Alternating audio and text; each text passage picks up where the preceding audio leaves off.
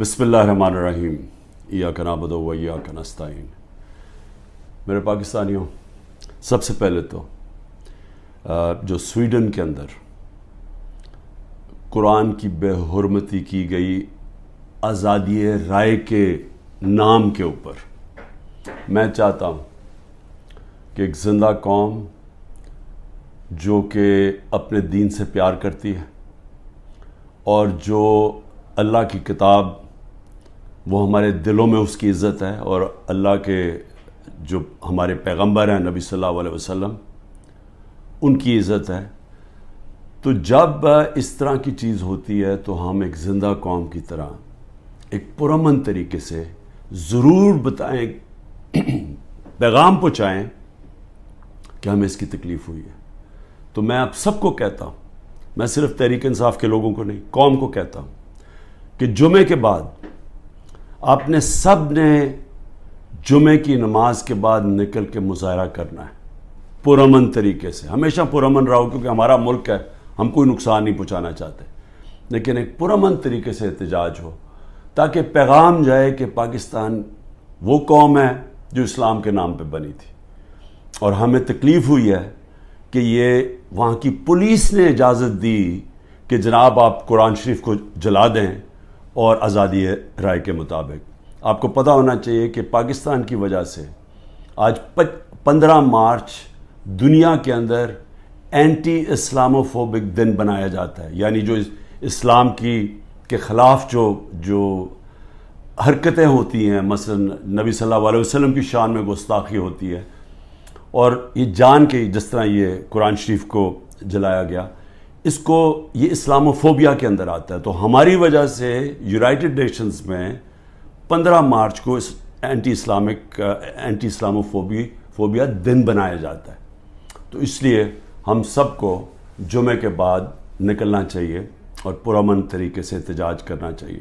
یہ سارے جو بڑے بڑے نام ہیں، ان کے سب کے بڑے باہر محلات ہیں، پراپرٹیز ہیں، بینک اکاؤنٹس ہیں، آف شور اکاؤنٹس ہیں۔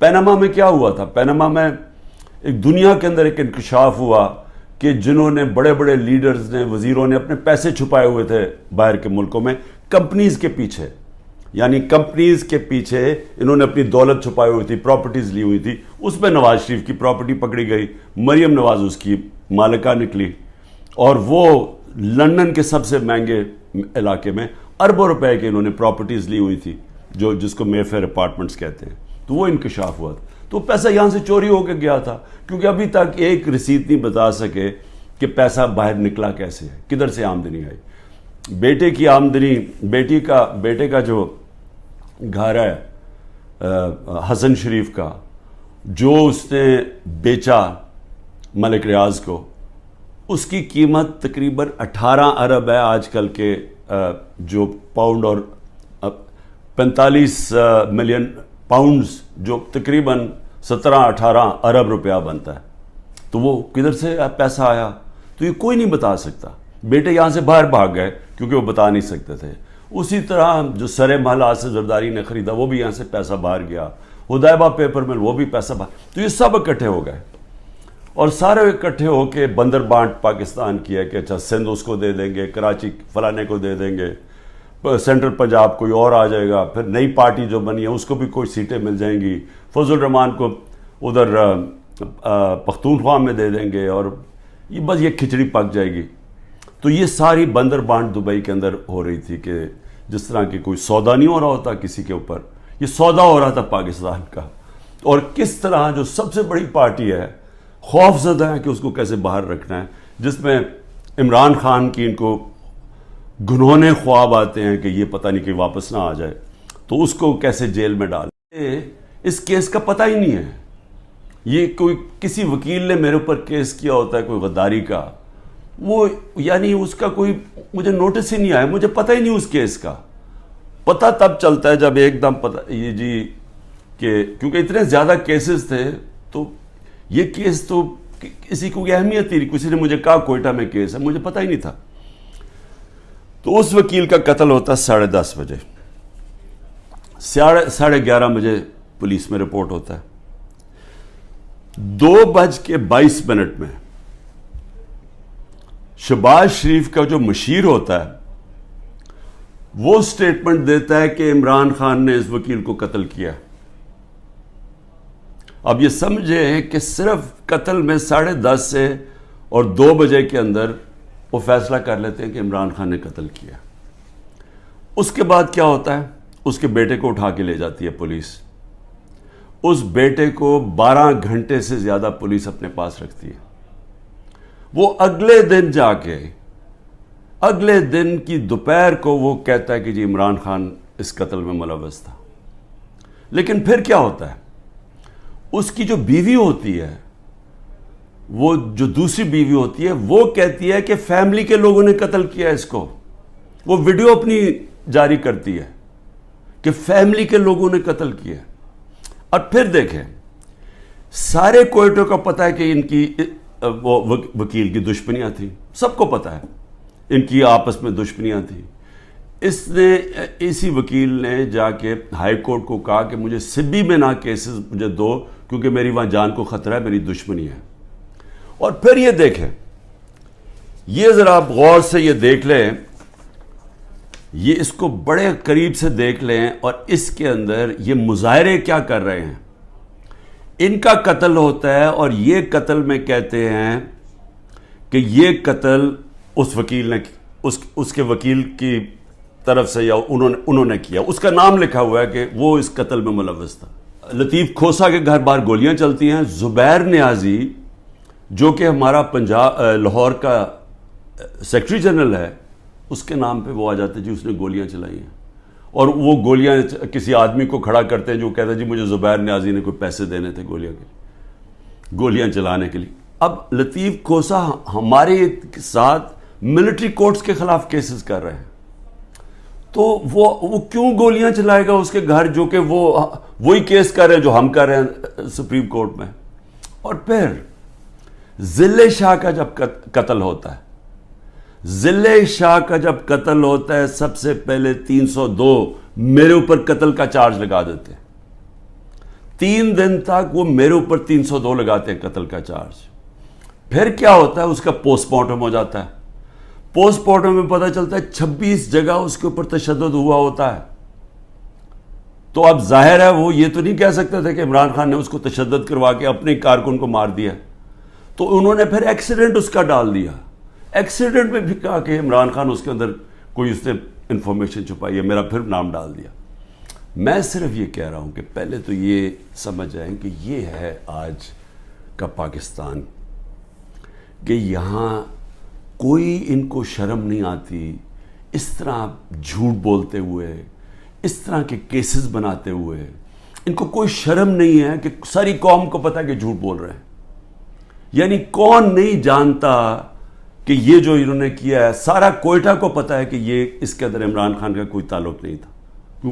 میرا تعلق 150 کیسز تھا، مجھے کیا نہیں، اور بھی کوئی وکیلوں کو میں مرواؤں گا. اور وہ کیس جس کی اہمیت ہی نہیں تھی، سب کو پتہ ہے جھوٹ بول رہے ہیں، لیکن ان کو کوئی شرم نہیں ہے. یہ سر پیر سے اتار بیٹھے ہیں. انٹرسٹ صرف یہ کہ کسی طرح عمران خان کو جیل میں ڈالنا ہے. آگے کیس ہوتا ہے جی 9 مئی کا. اب 9 مئی کو کیا ہوتا ہے؟ یہ ذرا غور سے سنیں. 9 مئی کو ہوتا کیا ہے؟ جو مظلوم ہوتا ہے، یعنی جس پہ ظلم ہوتا ہے، اسی کے اوپر اس کو مجھے جب اندر جیل میں ڈالتے ہیں تو میرے اوپر کیسز کی بارش ہو جاتی ہے. 9 مئی کے بعد میرے اوپر 25 کیس ہو گئے ہیں. جدھر بھی کیس ہوتا ہے کہتے جی عمران خان کی ایمان، میرے کہنے پہ یہ ہوا ہے. کہیں کسی نے کچھ کیا ہو یا جو بھی کسی کے اوپر الزام لگایا ہو، 9 مئی کے بعد عمران خان کے کہنے پہ ہوا. عمران خان جیل میں بند تھا اور جو ظلم ہوا ہے وہ عمران خان سے ہوا ہے. میں بیٹھا ہوا ہوں رجسٹری آفس ہائی کورٹ اسلام آباد میں. میرے پاس بیل تھی، مجھے کسی صورت وہاں کوئی پکڑ نہیں سکتا تھا. صرف پولیس نہیں آئی، رینجرز، کمانڈوز آئے مجھے اٹھانے کے لیے. ساری دنیا میں کیا امیج گیا، شیشے توڑ کے، لوگوں کو ڈنڈے مار کے، وکیلوں کو زخمی کیا. وہاں کے بیچارے جو کام کر رہے تھے رجسٹری آفس، ان کو ڈنڈے پڑے، چیزیں توڑ دی انہوں نے. اور ایک ایک دہشت گرد کی طرح مجھے پکڑ کے لے کے گئے. میرے اوپر سر پہ لگا, پیچھے میرے خون نکل رہا. کوئی شرم نہیں آئی. کسی نے ابھی تک بات نہیں کی کہ یہ بتائیں کہ کس قانون کے تحت انہوں نے پکڑا تھا مجھے. اسلام آباد کے ہائی کورٹ کے چیف جسٹس نے کہا کہ یہ اس کے اوپر ایف آئی آر کٹنی چاہیے. وہ اور بات ہے کہ وہ نہیں کٹی. سپریم کورٹ میں جب وہ کیس گیا, سپریم کورٹ نے اس کو غیر قانونی قرار دیا. اب میں سوال پوچھتا کہ کوئی جواب دینے والا ہے؟ کسی نے آج تک بات نہیں کی. اور میں یہ خاص طور پہ اپنی آج قوم کو بتانا چاہتا ہوں کہ کیوں میں آپ کو کہتا ہوں حقیقی آزادی کی یہ جہاد ہے. یہ پولیٹکس نہیں ہے, یہ جہاد ہے. ہم غلام ہیں. غلاموں کے کوئی حقوق نہیں ہوتے. جس طرح میرے کوئی حقوق نہیں تھے. میں یعنی سب سے بڑی ملک کی پارٹی کا ہیڈ, جس کو جس طرح اٹھایا انہوں نے, جو کیا, جس طرح ہم کوئی کمی ہے اس ملک کے. اب 25 لوگوں کو گولیاں لگیں, جو مرے, جو شہید ہوئے. ابھی تک 9 لوگ غائب ہیں. جو پولیس نے یا دھمکیاں دی یا کچھ کیا وہ انڈر گراؤنڈ گئے ہوئے ہیں, وہ بتا نہیں رہے. مسنگ ہیں 9 لوگ. 16 لوگ ہمارے پاس پتہ ہے جن کو گولیاں, 69 لوگوں کو گولیاں ماری اور ان کو شہید کیا گیا.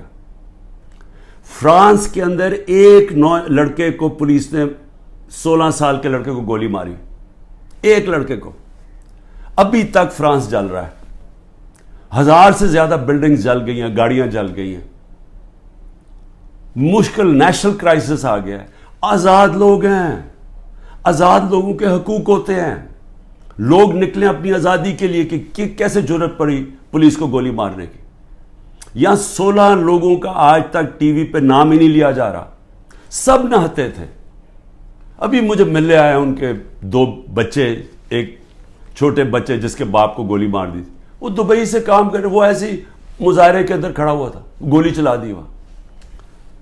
میں سمجھتا تھا 2 لوگوں کی ٹانگیں ضائع ہوئی ہیں, 3 لوگوں کی ٹانگیں ضائع ہوئی ہیں.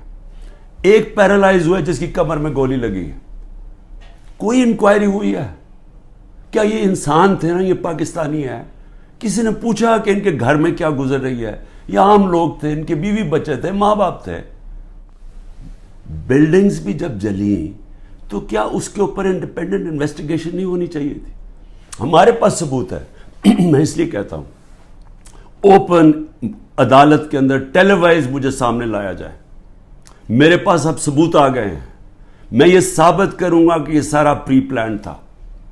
یہ مجھے جس طرح وہاں سے اٹھایا ہے یہ بھی پری پلان تھا تاکہ ایک اشتعال ملے. اور اس کے بعد پھر جو لوگوں کا ری ایکشن آیا اس کا فائدہ اٹھاتے ہوئے پارٹی کو کرش کرنے کی کوشش کی گئی ہے. کیونکہ پارٹی دب نہیں رہی تھی. جب سے مجھے ہٹایا کوشش کر رہے ہیں 25 میں کو جی بغیر کراؤڈ ہے, مارو ڈنڈے مارو, یہ ڈر کے پیچھے ہٹ جائیں گے. وہ پارٹی اوپر ہی آتی گئی. بائی الیکشن 30-37 میں سے جیت گئی. اوپینین پولز میں اور اوپر چلی گئی. راجن پور کے الیکشن میں پورا زور لگایا, 40,000 سے گورنمنٹ کا کینڈیڈیٹ ہار گیا. اس کے بعد اس سے پہلے مجھے قتل کرنے کی کوشش کی, دوسری دفعہ قتل کرنے کی کوشش کی. اور اب یہ پلان فائنل بنا کہ جی ان کو اب بالکل ختم کرو پارٹی کو, کہ جی انہوں نے ایک ادارے کی بے حرمتی کر دی. اور اس کو بیس بنا کے سارے ہمارے ہیومن رائٹس ختم ہو گئے ہیں. سب کو جس کو مرضی پکڑو, پولیس پھر رہی ہے جسے مرضی پکڑے. جی آپ کا وہ اس میں نام آ گیا وہ جیو فینسنگ میں, اس لیے جناب وہ اچھا اتنے پیسے دے دو, 15 لاکھ سے شروع ہوتے ہیں, 10 لاکھ, اچھا پیسے دے دو تو ہم آپ کو چھوڑ دیتے. پولیس پیسے بنا رہی ہے.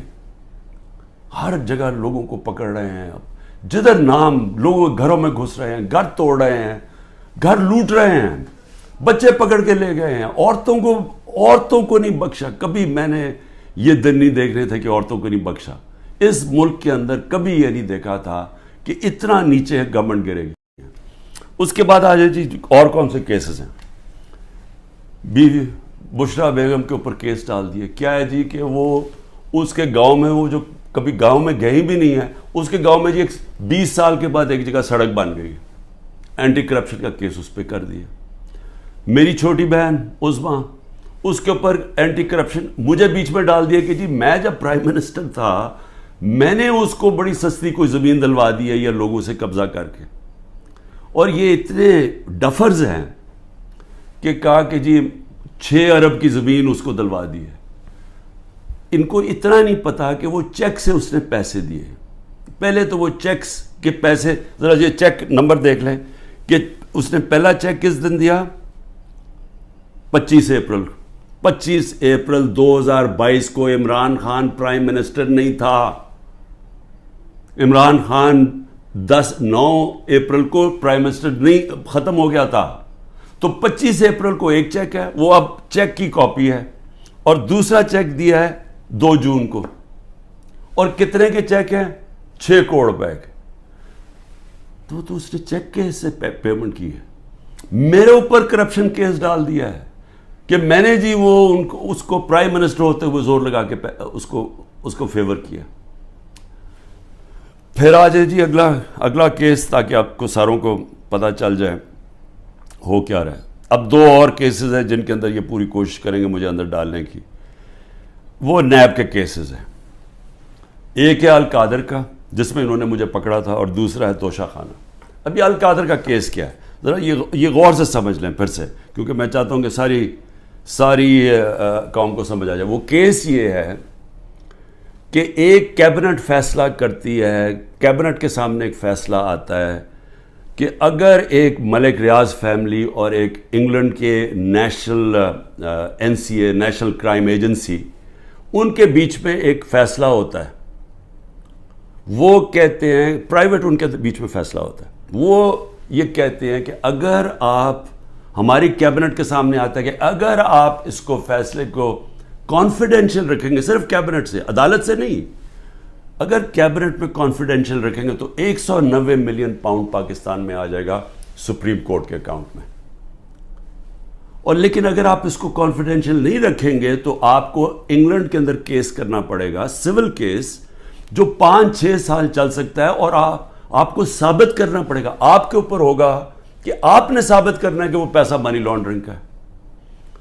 ہمیں وہاں کیبنٹ کے اندر پہلے بھی بتایا گیا کہ $100 ملین پاکستان کا بیرون ملک کیسز کے اندر بہ گیا ہے, ہار چکے ہم کیس. $100 ملین ہماری بڑا برا ریکارڈ ہے باہر کیسز کا, اور وہ بھی 5-6 سال لگنے تھے, جبکہ اب وہ پیسہ سیدھا اب آ جانا تھا, اور پاکستان میں 190 ملین پاؤنڈ آ جانا تھا. کیبنٹ فیصلہ کر لیتی ہے. بعد میں کہتے ہیں کہ جی وہ تو کسی اور مد میں جانا چاہیے تھا, وہ جانا چاہیے تھا گورنمنٹ کو, سپریم کورٹ کو نہیں جانا چاہیے تھا. بھیا کیبنٹ آج جا کے سپریم کورٹ کو کہے کہ جی وہ پیسہ دوسری طرف ٹرانسفر کریں اور ہم ثابت کر دیں گے کہ یہ پیسہ منی لانڈرنگ سے, تو آج بھی کر سکتے. کیا چیز روک رہی ہے ان کو؟ پیسہ تو پاکستان آ گیا ہے. اور کہہ یہ رہے ہیں کہ اس سے 7 مہینے پہلے جو کہ القادر یونیورسٹی جو چیریٹیبل ٹرسٹ ہے, ادھر چل رہے ہیں, ادھر مفت تعلیم اس طبقے کو دی جا رہی ہے جو بچے کبھی یونیورسٹی تعلیم نہیں لے سکتے, مفت تعلیم ان کو مل رہی ہے وہاں.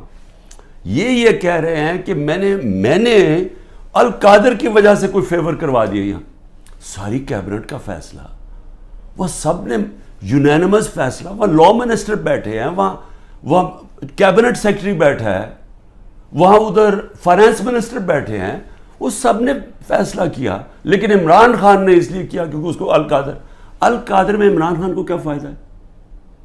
مجھے یہ بتائیں کہ وہ القادر کے ٹرسٹ میں لکھا ہوا ہے کہ 1 روپیہ نہیں مل سکتا ٹرسٹیز کو, جس میں عمران خان اور بشرا بیگم ہیں. جس طرح نمل یونیورسٹی کے ہمیں کوئی پیسہ نہیں مل سکتا, جس طرح شوکت خان ہمیں نہیں مل سکتا. یہ چیریٹیبل ٹرسٹ ہے.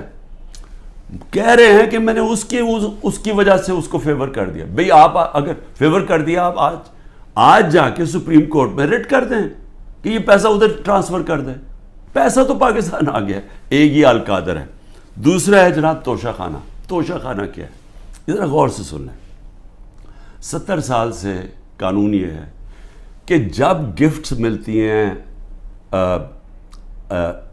پرائم منسٹر کو, پریزیڈنٹ کو, آرمی چیف کو, منسٹرز کو, جن کو بھی جب گفٹس ملتی ہیں تو وہ سارا وہ کیا ہوتا ہے, وہ سیدھا توشہ خانہ میں جاتی ہے. توشہ خانہ کے اندر اس کی ویلیو نکالی جاتی ہے. ویلیو کیسے نکالی جاتی ہے؟ وہ ایف بی آر سے علیحدہ ویلیو لیتے ہیں, اور پھر ایک اپریزر ہوتا ہے جو انڈیپینڈنٹ ہوتا ہے, اس سے علیحدہ ویلیو لیتے ہیں.